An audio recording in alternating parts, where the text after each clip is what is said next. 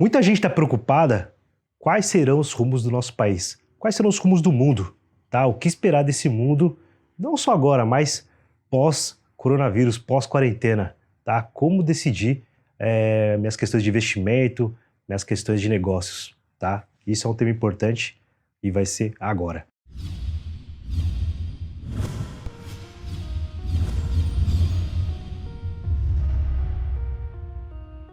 Fala pessoal, tudo bom? Já se inscreve no canal, já deixa o curtir, já compartilha com seus amigos e ativa as notificações aqui no sininho, tá? Tudo bom? Bom, o tema de hoje é o seguinte, ok, estamos em quarentena, ok, cedo ou tarde isso vai passar, ainda que demore, e o que esperar da economia do nosso país e do mundo, considerando os impactos, os efeitos de tudo isso que está acontecendo? Tá? A primeira coisa que você tem que analisar são os efeitos em onda, tá? Então a gente tem um pessoal impactado imediatamente, pegando alguns exemplos, sei lá, motorista de Uber, taxista, o vendedor lá da loja de carros. Aí você vai ter um efeito, essas pessoas já têm um efeito econômico imediato, sabe? Quando a gente pensa no nível macro, tá? Que são pessoas que iriam, sabe, jantar fora já não janta, são pessoas que iriam fazer o churrasco já não fazem, que ia fazer uma festa de aniversário já não fazem. Então eles já têm um impacto econômico imediato que a gente já começou a sentir. E tem um impacto que vai vir ainda, que é do desemprego. Essa é a primeira onda, esse impacto econômico que a gente já está sentindo, tá? A redução já muito grande, por exemplo, no consumo de combustível, tá? Caiu 60% o consumo de combustível, de gasolina em especial, no Brasil. O maior problema, na verdade, é a segunda onda. O que é essa segunda onda? A segunda onda são as grandes empresas, as indústrias em especial, que são impactadas por essas primeiras pessoas. Então, exemplo, então você tem lá o taxista. O taxista não está conseguindo fazer corrida, está tendo dificuldades para conseguir pagar suas contas. Tá? Então, ele já ia trocar a TV, já não troca, começa a ter dificuldades de pagar o financiamento do carro, ele ia trocar o carro, já não troca. Aí, a fábrica, vamos supor, de televisão, que ia, sabe, vender a televisão para esse taxista, e não só para esse, mas para esse, para o outro, para aquele, para o garçom, etc., já não vende. E quando essa onda chega na indústria, que aí a indústria grande sente realmente uma queda nas vendas, automobilística é um que vai sentir bastante, aí sim os cortes, o impacto no desemprego, aí ele acaba sendo muito significativo e aí sim a gente vai ter uma ideia um pouco real da gravidade dessa situação. Mas esse não é nem o tema. O tema, na verdade, é ok, Matheus, isso a gente já sabe, mas o que esperar de tudo isso? O mundo, não só o Brasil pode chegar lá, parece que vai chegar, está dando sinais também, mas o mundo, ele está usando uma estratégia econômica que a gente chama de zumbificação da economia, tá? Uma japanização da economia, tá? O que é isso? O Japão teve aí anos dourados aí, depois da Segunda Guerra Mundial, e quando chegou nos anos 90, a coisa começou a esfriar bastante. Qual foi a estratégia do governo japonês para lidar com a desaceleração econômica lá? Crédito, liquidez, muito dinheiro, tá? Então o governo, a dívida japonesa explodiu, é a maior do mundo, tá? Mais de 30 trilhões aí de dólares em dívida do governo. E isso foi investido em alguns momentos para infraestrutura, em outros momentos para crédito, houve uma expansão monetária enorme, tá? Então o governo imprimiu muito dinheiro para tentar estimular a economia. E nada deu certo. Nada. Você pega o PIB japonês desde os anos 90, tá só um pouquinho, deixa eu pegar daqui para o gráfico ficar para você. Só um pouquinho cai. Não há um crescimento econômico real, de fato, no Japão há muito tempo, tá? Quem é de uma geração anterior à minha, tá, sabe muito bem disso. O Japão nos anos 90 e até no início dos anos 2000, recebia muito brasileiro ia lá pro Japão para trabalhar. E desde os anos 2000 isso vem caindo. Hoje em dia é raro você ouvir falar de alguém que vai para o Japão para trabalhar, tá? Inclusive, já faz alguns anos já, mas o Japão chegou inclusive a pagar para as pessoas voltarem para os seus países, tá?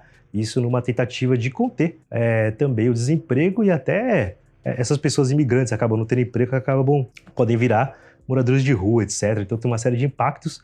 E o Japão percebeu isso e vem sentindo isso desde os anos 90. Essa tentativa do crescimento pelo crédito é uma estratégia para tentar evitar, a gente chama de política anticíclica, uma desaceleração econômica e um desemprego muito alto. O problema é que ela tem um efeito colateral. E o remédio amargo do crescimento pelo crédito, da injeção de liquidez, do quantitative easing, é realmente a estagnação econômica. E por que isso ocorre? Então vamos lá.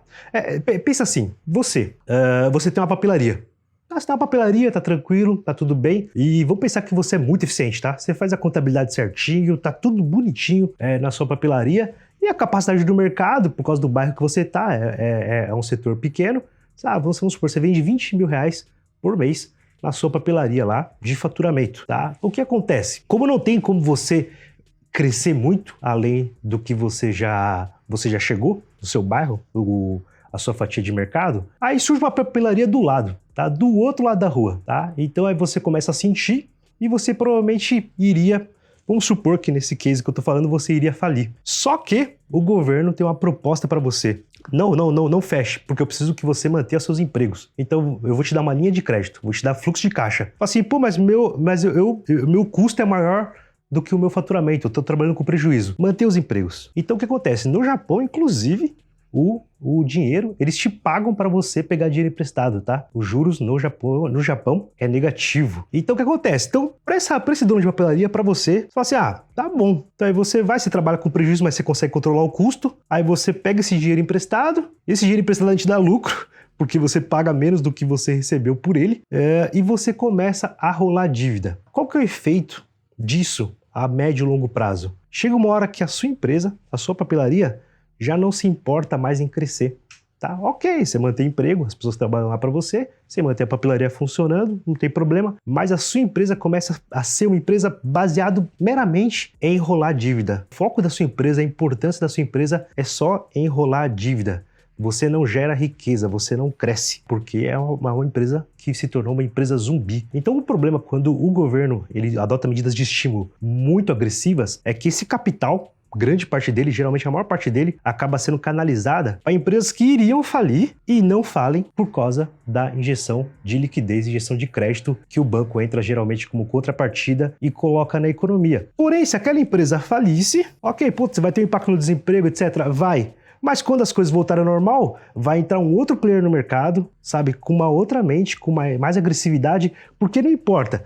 Assim, o que leva uma empresa a falir? Você pode ter problemas estruturais, problemas de administração? Pode, mas você tem o problema da capacidade do mercado. Então, assim, o mercado no bairro onde está sua papelaria, o faturamento lá não consegue passar de 20 mil por melhor que você seja. A partir do momento que surge uma outra papelaria, o mercado, esses 20 mil que você consegue faturar, caiu pela metade. O bairro onde você está, a localização onde você está, não comporta duas papelarias. Uma delas deveria quebrar. E quando uma delas quebra, aquele local pode ser utilizado para outra coisa e aquele dinheiro que essa empresa zumbi vai ficar pegando emprestado poderia estar sendo investido em outra coisa. Esse dinheiro deixa de ser investido naquilo, aquela empresa que não deveria estar lá e deveria estar uma empresa que atendesse melhor às necessidades da sociedade, não está, porque essa papelaria está como zumbi, e acaba isso impactando todo o ciclo econômico, toda a cadeia econômica. Por quê? Porque aquela pessoa que, tem uma ideia inovadora, é agressivo, o cara vai crescer, ele não consegue acesso a crédito, ele vai no banco e não consegue acesso a crédito, por quê? Porque todo o crédito que o banco tem para emprestar está alocado em diversas empresas zumbis espalhadas pelo país. Isso é o que acontece hoje no Japão. Tanto que no Japão eles vivem, e não em inflação, eles vivem em deflação. Os preços no Japão caem. Isso aí deixa os economistas malucos, tá? E por que isso ocorre? Porque você tem muita papelaria para poucas pessoas, principalmente num país que tem um crescimento demográfico negativo. Raramente um casal japonês tem mais do que um filho. Então o que acontece? Então você tem esse problema de que você tem mais oferta do que demanda, ou seja, você tem mais fábricas, mais comércio do que pessoas para consumir o que esses negócios produzem, então você gera uma deflação, porque os preços estão sempre pressionados por uma falta de demanda. E essa oferta só existe porque ela é artificialmente estimulada pelo governo através de injeção de liquidez, através de estímulo junto aos bancos, através de crédito. E não há uma exceção. Isso aconteceu também na Europa, tá? Você pega na Europa desde 2008, a Europa vinha bem, tá? Você pega o PIB real de qualquer país da Europa, estava tudo bem. Depois da crise de 2008, os países também adotaram essa estratégia de japanificação da economia. Então você pega a Itália, a França, tudo claudicante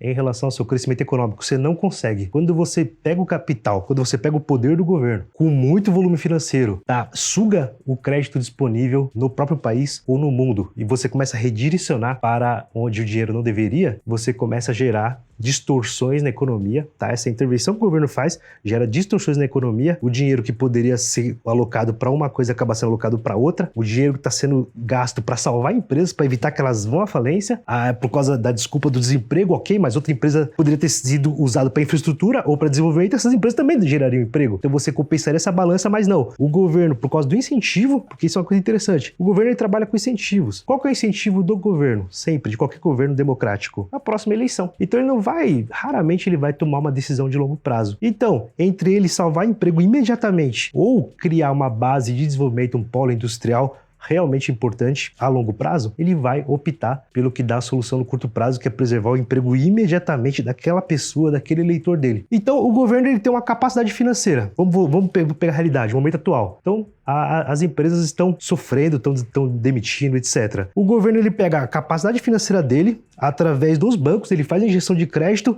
para salvar essas empresas do desemprego, da falência que vai gerar o desemprego. Ele poderia usar esse mesmo capital para investir em outras empresas que têm futuro. Porque se essas empresas, seja por causa de quarentena ou não, seja por causa da questão macroeconômica ou não, seja por causa do impacto que vai ter na economia por causa do coronavírus, por causa da quarentena, ou não, aquelas empresas elas estão fadadas a deixar de existir, ou a falir, ou aquele mercado vai diminuir muito, então vai diminuir mesmo. Por exemplo, quando a gente fala de construção civil, é claro que o mercado de construção civil vai diminuir. Tá? Quem é louco ou audaz o bastante para comprar imóvel neste momento? Sabe, o pessoal tá com medo de ficar desempregado, vai comprar imóvel? Não. Então o que acontece? As empresas de construção civil o mercado de construção civil vai diminuir e algumas empresas de construção civil tendem a falir. Aí o governo não deixa essas empresas falirem. Ele injeta crédito para as empresas continuarem vivas. Porém, seria muito mais interessante pegar esse mesmo capital e investir em hospital, investir em alguma coisa que tem uma necessidade real, onde o recurso deveria ser realmente alocado. E quando você pega esse dinheiro que deveria estar no banco disponível para o mercado e o governo direciona ele, você acaba havendo uma alocação errada de recursos e isso não vai para onde realmente precisa, em pessoas realmente inovadoras. E isso gera, no fim das contas, estagnação, que é o que a gente vê no Japão desde os anos 90, é o que a gente vê na Itália. A Itália tem um crescimento anual 0,7%, 0,8% do PIB ao ano, muito baixo. Então isso vem desde 2008 e não melhora. E agora com o coronavírus, etc., isso está piorando. E os países, isso que foi interessante dessa questão da quarentena. Os países já vinham com essa entoada de injeção de liquidez, aumento de dívida, etc. Quando veio essa questão agora do coronavírus e por causa das quarentenas, eles rasgaram todas as cadernetas, tá? Todas as regras econômicas e estão colocando muito, sabe? Ninguém mais nem tá nem contando, tudo é trilhão agora. Então, trilhão pra lá, Estados Unidos trilhão, Itália trilhão, França, todo mundo é tudo em trilhão. Isso vai gerar, invariavelmente, uma estagnação econômica. E o que você tem que falar? Pô, tá bom, mas o que isso realmente impacta? E aí que tá. Estagnação econômica significa o quê? Que o PIB do seu país é o mesmo todo ano, tá? Então, se na sua cidade constrói, vamos supor, 20 prédios por ano que vem vai construir 20, depois vai construir 20 e depois vai construir 20. Então, se você tem um negócio, tem uma papelaria, vou voltar para a papelaria. Tem uma papelaria. Não adianta esperar que daqui a 4, 5 anos o mercado vai estar maior, então você deveria ampliar a sua papelaria. Você mantém ela do jeito que ela está. Por quê? Porque você está vivendo em estagnação econômica. Esse é o problema. E por que isso importa para você? Nas suas decisões de investimento. Então assim, vou investir em negócios hoje? Não tem problema, mas eu tenho que ter um negócio que eu não precise de uma expectativa de crescimento. Então assim, eu tenho um comércio, uma indústria, não importa. Vou ampliar minha fábrica? A gente está vivendo, na verdade, deve ter uma recessão em 2020 e a expectativa, por causa da japanificação da economia, por causa da zumbificação da economia, é uma previsão de longo prazo de estagnação. Então você vai ampliar o seu pátio fabril, você vai ampliar o número de filiais, você vai ampliar o seu comércio. Então, essas decisões de investimento que você tem que se preocupar e muito provavelmente o governo vai o quê? Fazer um aumento da expansão monetária, então vai imprimir muito dinheiro e com juros baixos. Tá? Isso acaba ajudando também, no fim das contas, a estagnação econômica. Então você vai ter muito crédito no banco, com juros baixos e uma expansão econômica sem fim. A expansão econômica ela acaba sendo um imposto disfarçado, tá? Porque o governo, na hora que ele imprime mais dinheiro, ele deteriora o valor da moeda. tá? Então é como se você estivesse pagando imposto, tá? Os seus R$ 10 hoje vai valer menos mês que vem, porque o governo tá imprimindo muito dinheiro. E isso não é Brasil, tá? Tô falando de mundo. Você tá vivendo em estagnação, tá? O cenário que se desenha, o Brasil pode seguir outro caminho, tá? Mas o cenário que tá se desenhando no mundo, tá? É realmente uma zumbificação da economia. Então você tem que enxergar pro futuro e ver assim, o mundo vai ficar meio do jeito que está, em termos de crescimento econômico, tá? Já estava assim desde 2008 e agora isso vai ficar mais consolidado com o endividamento público do mundo gigantesco. Já está em 60 trilhões de dólares e esse número não está dando sinais de que vai cair tão cedo. E, na verdade, o coronavírus foi uma boa desculpa para os governos pegarem bem pesado e rasgarem todas as regras econômicas, tá? Então, é a hora do quê? Faz a sua reserva, mantém sua economia, pense em diversificar, não é má ideia.